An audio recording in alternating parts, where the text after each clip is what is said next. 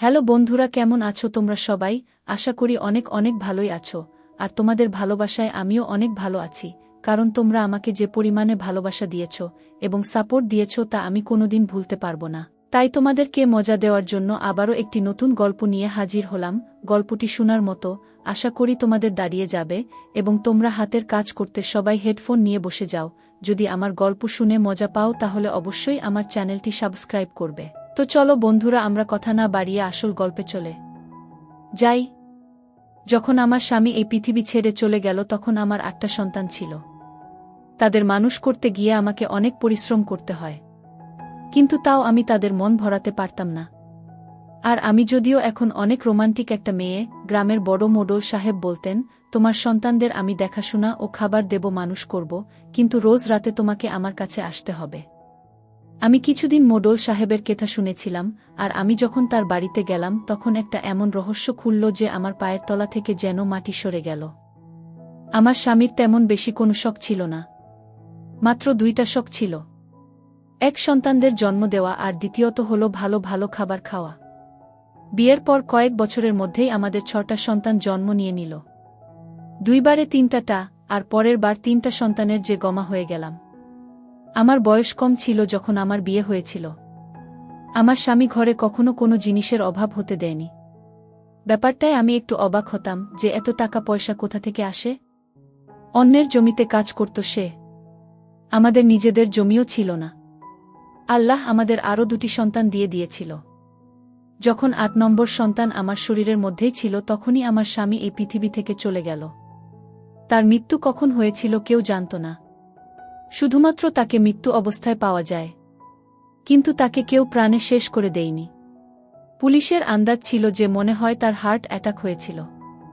আমরা গ্রামেই থাকতাম, আর গ্রামে কারোরই এই সম্পর্কে খুব বেশি জ্ঞানও ছিল না। আমার স্বামী এই দুনিয়া থেকে চলে গেল, আমি অনেক উদাস ছিলাম, কিন্তু 8টা সন্তানের সাথে আমার টিকে থাকা অনেক মুশকিল হয়ে গিয়েছিল। কেননা আমার সাথে থাকার মতো কেউ ছিল না। আমার অনেক খারাপ অবস্থা দেখে নিয়েছিলাম। সন্তানদের জন্য খাবার মতো কিছু ছিল না। আমি রাস্তায় রাস্তায় ঘুরছিলাম। মোড়ল সাহেব বলল যে আমি তোমার সন্তানদের দায়িত্ব নিতে চাই, কিন্তু রোজ রাতে তোমাকে আমার ঘরে আসতে হবে। এটা আমার পক্ষে সম্ভব ছিল না, কিন্তু নিজের সন্তানদের শেষ হয়ে যেতে দেখতে পারতাম না আমি। সন্তানদের জন্য রাজি হয়ে গেলাম আমি। কিন্তু যখন আমি মোড়লের বাড়িতে গেলাম, সেখানে যখন একটা রহস্য থেকে পর্দা উঠল, তখন আমি অবাক হয়ে গেলাম। কেননা এই কথাটা অনেক অদ্ভুত ছিল। আমার নাম রেশমা। আমার বয়স অনেক কম ছিল যখন আমার বিয়ে মোকলেস নামক এক মানুষের সাথে হয়, আর আমি শহর থেকে গ্রামে চলে আসি। আমি অল্পবিস্তর পড়াশোনা শিখেছিলাম, কিন্তু গ্রামে আসার পর আমার সমস্ত বুদ্ধি ঘরের কাজকর্মে আর সন্তান সামলানো পার হয়ে যায়। বিয়ের প্রথম বছরেই 2টি সন্তান হল, আর তারপর সন্তানদের লাইন লেগে গেল। আমি প্রত্যেক বছর সন্তান জন্ম দিতাম, আর এরকমভাবে 9 থেকে 10 বছরে আমি 8টা সন্তানের মা হয়ে গেলাম। আমার স্বামী অদ্ভুত ধরনের মানুষ ছিল। সে একটা ছোট্ট চাকরি করত, কিন্তু ঘরে অনেক বেশি টাকা পয়সা নিয়ে আসত। ঘরে না কোনো শাশুড়ি ছিল, না ছিল কোনো ননদ, আর না ছিল অন্য কেউ। ঘর ছিল আমার স্বামীর। কিন্তু আমি একা এতগুলো সন্তানদের মানুষ করতে গিয়ে ক্লান্ত হয়ে যেতাম, আর আমি অনেক চিন্তায় থাকতাম। কখনো কখনো অনেক খারাপভাবে কান্নাকাটি করতে থাকতাম, আর নিজের স্বামীকে বলতাম যে আমি এত সব পারি না করতে। কিন্তু আমার স্বামী একটা অদ্ভুত ধরনের শরবত বানাত, যে শরবতে সে বাদাম, পেস্তা আর কোনো এমন ঠান্ডা জিনিস মেশাতো যে সেটা খেতেই সাথে সাথে আমি শান্তি পেয়ে যেতাম। এমনকি আমি সব দিন ক্লান্ত হয়ে থাকলেও রাতে শান্তিতে ঘুমাতে পারতাম। না হলে আমার পায়ে এত ব্যথা হতো যে আমি ঘুমাতেই পারতাম না, কেননা আমি সব দিন সন্তানদের নিয়ে কাজ করতাম। সন্তানদের জন্মের বেশি সময় দেয়নি আমি। ওরা ছোট ছিল বলে আমাকে নানাভাবে বিরক্ত করত। এজন্য আমার স্বামী রাতে আমার জন্য শরবত অবশ্যই বানাত। আর যখন আমি শরবত খেয়ে নিতাম, সকালবেলায় উঠে আমার মনেই থাকত না যে আমি কখন ঘুমিয়েছি, কখন উঠেছি। আর যদি রাতে কোনো সন্তান যদি জেগে যেত, আমার স্বামী তার খেয়াল রাখত। সে বলতো, এদের সবাইকে দিনে তুমি সামলাও, রাতে আমি সামলে নেব, তুমি শান্তিতে ঘুমাও। আমার স্বামীর অদ্ভুত অদ্ভুত ব্যাপার ঘটত। সে ঘরে অনেক কম থাকত, আর যখনই ঘরে আসত রাতে আমাকে বেহুশ করে দিত। সে বলতো যে আমি জ্ঞান থাকা অবস্থায় তোমার কাছে আসতে পারবো না, এটা আমার ব্যাপার, আর তোমাকে এই ব্যাপারটা বুঝতে হবে। আমি তার সব কথা মেনে নিতাম। কারণ সে আমার অনেক খেয়াল রাখত, তাই তার খুশিতেই আমার শান্তি ছিল। আমার জীবনে আমার রাতগুলো ভালোই পার হতো আর আমি অনেক শান্তিতে ঘুমিয়ে থাকতাম। আল্লাহ আমাকে অষ্টম সন্তানও দিল। কিন্তু আমার স্বামীকে দেখে এমন মনে হতো দেখে না যে সে অষ্টম সন্তানের বাবা। যখন কিনা সুন্দর তো আমিও ছিলাম, আর দেখতে খারাপ মনে হতো না। কিন্তু জানতাম আমি ভিতর থেকে অনেক দুর্বল হয়ে যাচ্ছিলাম। সন্তান জন্ম দেওয়া কোনো সহজ কাজ তো নয়। আমার স্বামী ঘরে অনেক ভালো ভালো জিনিস নিয়ে আসত। সে আমাকে ভালোভাবে খাওয়াতো আর সারা রাত সন্তানদের সামনে আমার ঘুমটা পুরো করে দিত। কিন্তু তার মাইনে খুব একটা ভালো ছিল না। ওর কাছে তো নিজের জমিও ছিল না। অন্যের জমির দেখাশোনা করত সে। তাহলে এত টাকা পয়সা না জানি কোথা থেকে আনত। যা চাইতাম তাই এনে দিত। সাথে সাথে সন্তানদের জন্য অনেক ভালো বাবা ছিল সে। এমন ছিল না যে একটা সন্তানের পোশাক অন্য সন্তানকে পরিয়ে দিতাম। যখনই সন্তান জন্ম নিত তাদের জন্য সব কিছু নতুন বানাতাম। গ্রামের লোকেরা আমাকে বলতো তোমার স্বামী তোমাকে অনেক ভালো অবস্থায় রেখেছে। আমি প্রথমে বিয়েটা করতে চাইনি। কিন্তু এখন আমি সত্যিই বুঝতে পারি যে আমি সৌভাগ্যবতী। কিন্তু আমার খুশিতে আগুন দেওয়া হলো যখন একদিন আমি খবর পেলাম আমার স্বামীকে অজ্ঞান অবস্থায় পাওয়া গেছে। তাকে নিয়ে যাওয়া হয়েছে হাসপাতাল। কিন্তু তারপর দ্বিতীয় খবরটা আমার প্রাণ বের করে দিয়েছিল। যখন ডাক্তারের কাছে তাকে নিয়ে যাওয়া হচ্ছিল তখন সে রাস্তার মধ্যেই নিজের শেষ নিঃশ্বাস ত্যাগ করল। সেই সময় আমার শরীরে আমার নবম সন্তান ছিল। আমি অনেক কেঁদেছিলাম, অনেক ছটপট করেছিলাম। আমার স্বামীকে ছাড়া সন্তানদের কি করে সামলাবো, এই চিন্তাটাই সবার আগে মাথার মধ্যে আসলো। আমার স্বামী ঘরে কিছু পয়সা রেখে দিয়েছিল, যেটা তার কবরে খরচা হয়ে গেল। কিছু দূরের আত্মীয় স্বজন ছিল, কিন্তু কেউ আমাদের নিজেদের ঘরে নিয়ে যেতে রাজি ছিল না। আর না কেউ আমাদের সাহায্য দিতে চেয়েছিল। যদি সমস্ত আত্মীয় স্বজন মাসের কিছু কিছু পয়সাও দিত, তাতে আমাদের কোনোভাবে সংসার চলে যেত। কিন্তু কেউ এই ব্যাপারটা এগিয়ে আসেনি। সবাই এটাই বলছিল যে 8টা সন্তানের খরচা কে তুলবে? এদের সবাইকে কেউ মানুষ করতে পারবে না। আর 8টা সন্তানের মাকে বিয়েই বা কে করবে? কেননা আমাদের এখানে যখন কোনো মহিলা এইভাবে বিধবা হতো যে তাদেরকে এটাই উপদেশ দেওয়া হতো যে তুমি দ্বিতীয় বিয়ে করে নাও যাতে তোমার সন্তানদের মানুষ করার মতো কাউকে পেয়ে যাও। কিন্তু কোনো পাগলি হবে যে একটা এরকম মহিলাকে বিয়ে করতে চাইবে, যার সাথে 8টা সন্তান ছিল, আর তার মধ্যে আবার 4টে মেয়ে ছিল। আমি রেগে গিয়ে সব আত্মীয়দের অনেক কথা শুনিয়ে দিলাম আর বললাম কোনো দরকার নেই আমার কাউকে, মানে আমি নিজের সন্তানদের নিজেই মানুষ করব। তোমরা যেতে পারো। তোমাদের সম্পর্কের মানুষটা তো এই দুনিয়া থেকে চলে গেছে। তার মৃত্যু উপলক্ষে রান্না করা খাবারও শেষ হয়ে গিয়েছিল। এখন কেন এখানে বসে আছে সবাই? সব লোকেরা আমাকে অনেক কথা শোনালো আর বলল, আমরা তো তোমার লাভ নিয়ে ভাবছিলাম, কিন্তু তুমি ভালোর যোগ্যই না। আমি বললাম, বেরিয়ে যাও ঘর থেকে, কারোর দরকার নেই। বাড়িতে কিছু পয়সা পড়েছিল, প্রথমেই তা ব্যবহার হয়ে গেল। এরপর বাড়ির কিছু জিনিসপত্র বিক্রি করতে থাকলাম। আর এখন তো শুধুমাত্র একটা গরু থেকে গিয়েছিল, যার মাংস আমার সন্তানেরা খেত। কিন্তু গরুকে খাওয়ানোর মতো কিছুই ছিল না, যার জন্য মাংসও পাচ্ছিলাম না। সেটাও তাই বিক্রি করে দিলাম আর তারপর 2 মাস ওই পয়সা দিয়েই কোনো রকম চালালাম। কিন্তু এরপরে আবার টাকা পয়সার অভাব হতে থাকল। আমার সন্তানেরা ক্ষুধার জ্বালায় চেঁচাতে থাকল। তাদের মন ভোলানোর জন্য তাদেরকে ক্ষেতের দিকে নিয়ে গেলাম, কিন্তু গ্রামে আর কিছুই ছিল না। জমির কাছে একটা গাছ দাঁড়িয়েছিল যাতে ছোট ছোট তুত ফল ছিল। আমার সন্তানেরা সেগুলো খেয়ে নিজের ক্ষুধা মিটাতে থাকল। যখন আমাদেরকে একজন লোক দেখে নিল, আমি ওই একজন লোক দেখে লোকটাকে জানতাম। সে আমাদের গ্রামের মোডল সাহেব। মোডল সাহেব যখন এই দৃশ্য দেখল তখন আমাদের কাছে আসলো। আমার সন্তানদের অবস্থা দেখে অনেক চিন্তায় পড়ে গেল। বলতে থাকল, তুমি মোকলেছের বুতো, যে কিছুদিন আগে এই পৃথিবী ছেড়ে চলে গেল? আমি বললাম, হ্যাঁ, আমি তার স্ত্রী, আর এই সমস্ত সন্তানেরা মোকলেছের। সে বলতে থাকল, কিভাবে দিন চালাচ্ছ? তখন আমি তাকে সব কথা বললাম যে সব কিছু শেষ হয়ে গেল। বাড়িতে শেষে একটা গরু ছিল, তাকেও বিক্রি করে দিলাম। সন্তানদের ক্ষুধার যন্ত্রণা ছটফট করতে থাকে, এই জন্য তাদেরকে এখানে নিয়ে আসলাম। সে সন্তানদের গাড়িতে বসিয়ে নিল, আমাকেও বলল গাড়িতে বসতে। আর বলল, তোমাদের বাড়িতে পৌঁছে দিয়ে আসি। বাড়িতে যখন আমাদের ছাড়তে আসলো তখন আমার হাতে সে কিছু পয়সা দিল। আমি অনেক খুশি হলাম যে মোডল সাহেব আমার অবস্থা বুঝতে পেরেছে। আমি বললাম যে চা খেয়ে যান। সন্তানেরা বাইরে খেলছিল আর আমি চা বানাতে থাকলাম। মোডল সাহেবের জন্য চা বানিয়ে আনলাম, সে কাপের সাথে আমার হাত ধরে নিল। আমি নিজের হাত সরিয়ে নিলাম। বললাম, মোডল সাহেব, এটা আপনি কি করছেন? সে বলতে থাকল, তুমি ভেবেছ যে তুমি কি করছো? আর কি করবে? এতগুলো সন্তানদের ক্ষুধা কিভাবে মিটাবে?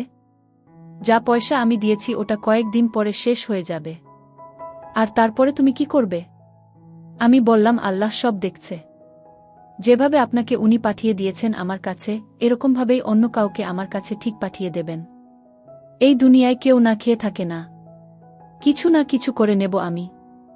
হতে পারে এই বাড়িটাই বিক্রি করে দেব আমি। তখন মোডল সাহেব বলল, ঘর বিক্রি করার মতো বোকামি একদম করো না, না হলে রাস্তায় চলে আসবে।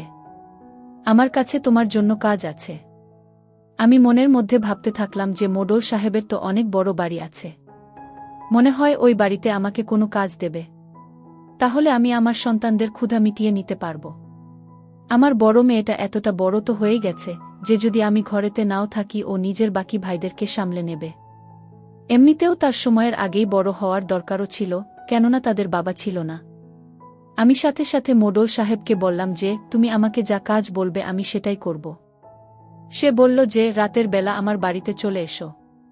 আমি জিজ্ঞাসা করলাম, রাতের বেলা কোনো সময়? এটা ভেবে আমি একটু চিন্তায় পড়ে গেলাম যে রাত্রিরে আমাকে কেন ডাকছে। তখন উনি বললেন, রাত্রির বেলা 10টার পরে চলে এসো। আর বাড়ির সামনের দরজা দিয়ে আসবে না, পিছনের দরজা দিয়ে এসো। এবার আমি এতটাও তো বোকা ছিলাম না যে সেই সব কথা বুঝতে পারব না। আমি বুঝতে পেরে গিয়েছিলাম যে বাড়িতে মোডল সাহেব আমাকে পিছনের দরজা দিয়ে এত রাত্রিরে কেন ডেকেছিল। সে চলে গেল আর আমি সেই সব চিন্তাতেই পড়ে রইলাম। যে পয়সা মোডল সাহেব দিয়েছিল সেটা মুদিখানার দোকানে আগেকার হিসাবের জন্য কেটে নেওয়া হলো। আর শুধুমাত্র এটুকুই খাবার দিল যতটুকু আমরা একবার মাত্র খেতে পারব। তাছাড়া সে অন্য কিছু দিতে রাজি ছিল না। সে বলল, আমাদের পয়সা 3-4 মাস পরে তুমি দিয়েছ, এবার আমি দ্বিতীয়বার তোমায় ধার একদমই দেব না। না হলে না জানি আবার পরে কখন তুমি শোধ করতে পারবে। 10টা বাজতে আর একটুখানি বাকি ছিল। আমার স্বামীর ছবিটা আমার মনের সাথে ধরে বসে বসে কাঁদছিলাম আমি। কি করব আর কি বা করব না কিছুই বুঝতে পারছিলাম না। আমার স্বামী সব সময় আমাকে ভালোভাবে খাইয়ে এসেছে, ভালোভাবে ভালো ভালো পোশাক পরিয়েছে। কখনো কোনোভাবেই খারাপ জীবন আমাদেরকে সে দেয়নি। আমার সে অনেক খেয়াল রাখত। কিন্তু এখন আমি কি করব? কালকের জন্য ঘরে খাবারের কোনো ব্যবস্থা নেই। আমি পড়াশোনা জানতাম, কিন্তু এতটুকু পড়াশোনা কোনো কাজে দিবে? আর এতগুলো সন্তানদের ছেড়ে যদি আমি চাকরি করতে যেতাম তাহলে আমি কি চাকরি করতে পারতাম? কারোর বাড়িতে কাজ করে নিতাম। কিন্তু এখানে তো সবাই গরিব, শুধুমাত্র মোডল সাহেব ছাড়া। মোডল সাহেব আমাকে বাড়ির কাজ দিতে পারে, কিন্তু সে আমাকে বাড়ির কাজ দিচ্ছে না, দিতে চায় না। এই ভেবে হৃদয়ে পাথর রেখে দিলাম।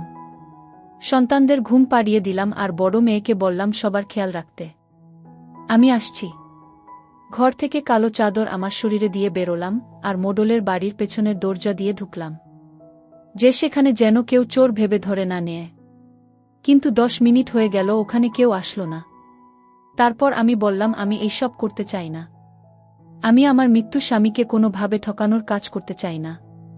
এই জন্য সেখান থেকে আমি যেতে থাকলাম। কেউ আমাকে ধরে থামিয়ে দিল। আমি দেখলাম মোডল সাহেব ছিল।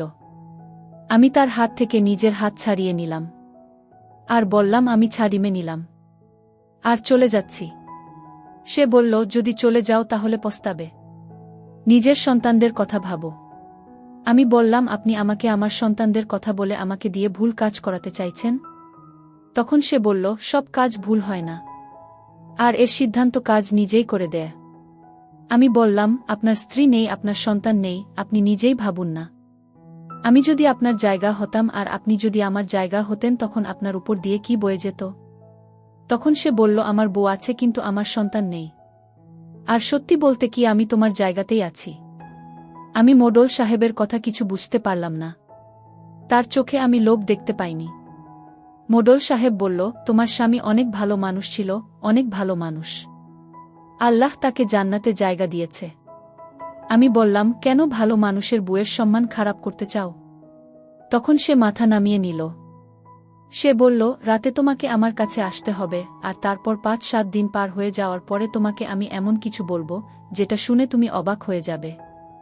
আমি কোনোভাবে এই কথার বিষ যেন পান করে নিলাম, কেননা নিজের সন্তানদের আমি ক্ষুধার্ত দেখতে পারব না। চৌধুরী সাহেব আমার বাড়িতে রেশন দিয়ে গেল, আর ঘরে যা যা জিনিস কম ছিল সেটাও নিয়ে আসলো। সন্তানদের জন্য নতুন পোশাক এনে দিল। সে আমার সন্তানদের অনেক ভালোবাসল। তার এইসব করার কোনো দরকার তো ছিল না। তারপরে আমি খবর শুনলাম, তা হচ্ছে মোডল সাহেবের বউ তাকে ছেড়ে চলে গেছে।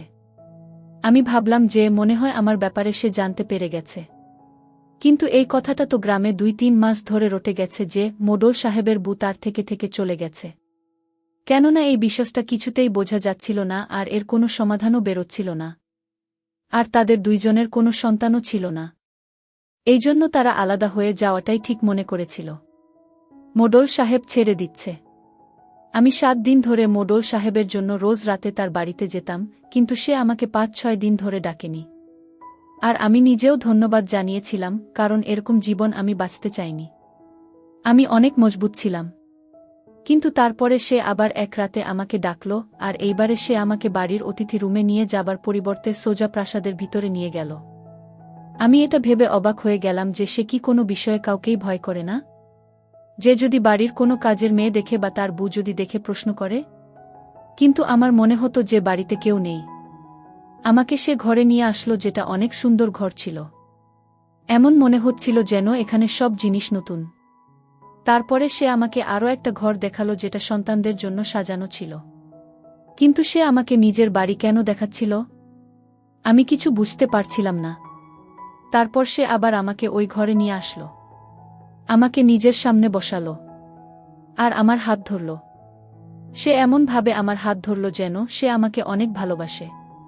কিন্তু সে আমাকে কি করে ভালোবাসতে পারে যে আমাকে নিজের প্রয়োজনের জন্য ব্যবহার করছে বা আমার অসুবিধার সুযোগ নিচ্ছে? কিন্তু সে আমাকে এমন একটা কথা বলল যেটা শুনে আমি অবাক হয়ে গেলাম। বন্ধুরা, ভিডিওর মাঝখানে কটা কথা বলতে চাই। আমি তোমাদের সর্বদা হাসি খুশি রাখার জন্য অনেক কষ্ট করে ভিডিও বানাই।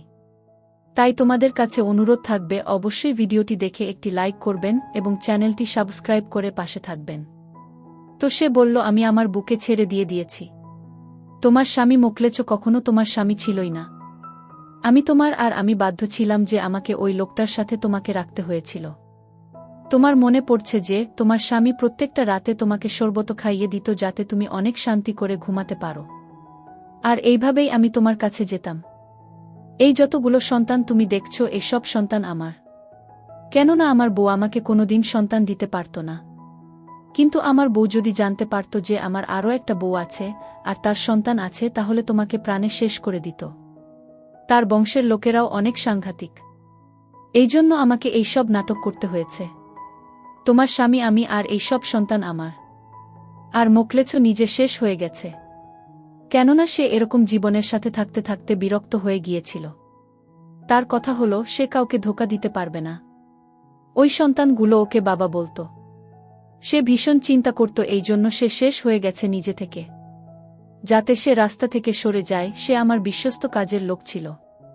আমি তার উপকার কোনোদিন ভুলব না। সে তোমাকে নিজের ঘরে রেখেছিল, আর আমার মান সম্মানে কোনোরকম ক্ষতি হতে দেয়নি। আমি এটা শুনে অবাক হয়ে গেলাম। কেননা আমার স্বামী ঠিক এইগুলোই করত আমার সাথে। সব সময় রাতে আমার স্বামী আমাকে ঘুম পাড়িয়ে দিত। আমি বললাম যে যদি এমনটাই হয়ে থাকে, আমার থেকে এই সমস্ত লুকিয়েছিলে কেন? আর আমাকে কেন রাতে ডাকত? তখন মোডল সাহেব বলল, আমার বুকে যতক্ষণ এই বাড়ি থেকে বের না করে দিয়ে আমি এখানে আসতে পারতাম না। আর তোমার স্বামী নিজ থেকে শেষ হয়ে যায় করে, এই জন্য আমাকে আরও ৭ থেকে ১০ দিন ছাড়াছাড়ি হওয়া পর্যন্ত সময় পার করতে হতো, যাতে কেউ সন্দেহ না করে যে তুমি আমার বউ। এই বাড়ি আর এই সব কিছু তোমার আর আমার সন্তানদের। আজ থেকে তুমি এখানেই থাকবে। এই ঘর তোমার, আর দ্বিতীয় ঘর আমি আমার সন্তানদের জন্য সাজিয়েছি। সন্তানদের সামলাতে আয়া রেখেছি। সমস্ত ব্যবস্থা হয়ে যাবে। তোমার জীবনে আরাম আর শান্তি হবে। আমি বললাম যে আমার এখনো কিছু মাথায় ঢুকছে না। আমি তোমাকে কিভাবে গ্রহণ করব? আমি তোমাকে তো আপন ভাবিনি। তখন সে বলল, হ্যাঁ জানি, এতে আমিই দোষী। তোমার কত সময় হবে তুমি নিতে পারো, কিন্তু আমি তোমাকে অনেক বেশি ভালোবাসি, কেননা তুমি আমার সন্তানদের মা। এই সব কথা শুনে আমার পায়ের তলা থেকে মাটি সরে যাচ্ছিল যেন, আর আমার মাথা ঘুরে যাচ্ছিল, আমি অজ্ঞান হয়ে গেলাম। যখন জ্ঞান ফিরল আমি ওই ঘরেই ছিলাম, আর মোডল সাহেবকে বললাম আমি এমন করতে পারব না, কেননা আমি আমার স্বামীকে সবকিছু মেনেছি। সেই আমার জন্য সবকিছু ছিল, সেই আমার খেয়াল রেখেছে। আমার সন্তানেরা ওকেই নিজের বাবা বলতো। তুমি আমার জীবনকে নষ্ট করে দিয়েছ। তোমাকে এইসব কে বলেছিল করতে? যদি তোমার মধ্যে এতটা হিম্মত না থাকে যে তুমি তোমার বুকে এটা বলতে না পারো যে তোমার দ্বিতীয় বউ আছে, আর তার থেকে তুমি 8টা সন্তানকে জন্ম দিয়েছ, তবে তুমি একটা ভীতু। আমি তোমার উপর কেন বিশ্বাস করব? তুমি একটা মহিলার কাছে ভয় পেয়ে আমার জীবন নষ্ট করে দিয়েছ। আমি বাধ্য ছিলাম, কেননা ওই মহিলা তোমাকেও শেষ করে দিতে পারত। মোডল সাহেব বলল, এই জন্য সেই ভয়েতেই আমি ছিলাম, কেননা তার হাতে যদি আমার দুর্বলতা পৌঁছে যেত তখন সে দয়া করত না। কিন্তু সে এখন আমার জীবন থেকে চলে গেছে।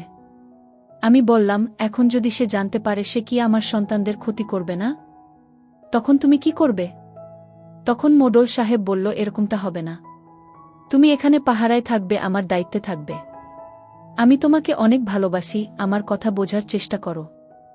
আমি কিছু বুঝাতে পারছি না। হতে পারে দুনিয়ার লোকেদের কাছে আমার এই কাহিনী অনেক অদ্ভুত মনে হবে, কিন্তু আসলে সত্যিটা এমনই ছিল।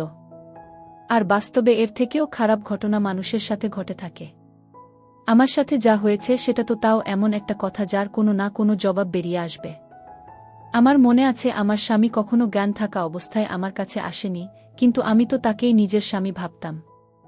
সে মোডল সাহেবের বিশ্বস্ত কাজের লোক ছিল, যে মোডল সাহেবের সাথে বিশ্বস্ততা করেছিল। আর তারপর সেইসবের মধ্যেই দ্বন্দ্বের মধ্যে পড়ে সে নিজ থেকে শেষ হয়ে গেছে। কিন্তু সেই আমার স্বামী ছিল, আর আমার সন্তানদের জন্য বাবা। আমার সন্তানদের এই কথাটা বোঝাতে আমার অনেক সময় দরকার হয়েছে, আর আমি মোডল সাহেবকেও কখনো হৃদয় থেকে গ্রহণ করতে পারিনি। কিন্তু যেত সময় যেতে থাকে, সময় সমস্ত ঘায়ে মলম দিতে থাকে। কিন্তু এখনও মোডল সাহেবের জন্য আমার হৃদয়ে কোনো ভালোবাসা ছিল না। সে শুধুই আমার সন্তানদের বাবা এবং আমার স্বামী, যে সব চাহিদা পূরণ করত। হাসরের বিচারের দিন আমি অবশ্যই মোখলেছকে কলার ধরব। আমি বলবো, কেন সে আমার সাথে এইসব করল। মোডল সাহেব যদি তাকে আমার সাথে এইসব করতে বাধ্য করে, তারপরেও সে কেন এমন করেছিল? সে বারণ ও তো করতে পারত। সে আমার জীবন শেষ করে রেখে দিল। আমি দুটি পুরুষের মাঝে থাকা একটা অদ্ভুত ধরনের মহিলা। তাহলে বন্ধুরা, মোডল সাহেব কি আমার সাথে সঠিক কাজ করেছে, নাকি তার নিজের বউয়ের থেকে ভয় পেয়ে থাকা উচিত ছিল না? আপনারা কমেন্টের মাধ্যমে নিশ্চয়ই বলবেন। বন্ধুরা, আজকের ভিডিওটা এখানেই শেষ করলাম। অনেক কষ্ট করে ভিডিওটি আপনাদের জন্য বানিয়েছি। যদি ভিডিওটি আপনাদের ভালো লেগে থাকে তাহলে একটা লাইক করবেন এবং চ্যানেলটি অবশ্যই সাবস্ক্রাইব করবেন, এই আশা ব্যক্ত রেখে আপনাদের কাছ থেকে বিদায় নিচ্ছি আমি। দেখা হবে আগামীকালের নতুন কোনো ভিডিওতে। সে পর্যন্ত সবাই ভালো থাকুন, সুস্থ থাকুন। ধন্যবাদ।